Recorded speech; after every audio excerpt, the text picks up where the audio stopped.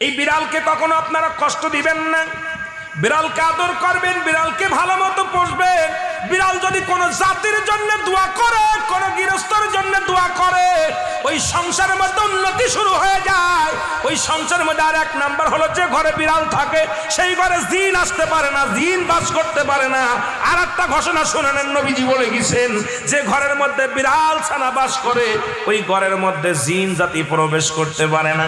তাহলে ছোট ছোট মাসুম বাচ্চাগুলো যে ঘরের মধ্যে থাকে, মুসলমান অনেক সময় জিনের আশ্রয় পড়ে যায়, অনেক সময় জিনে আসর করে, ওই ঘরের মধ্যে জিনে আসর করে।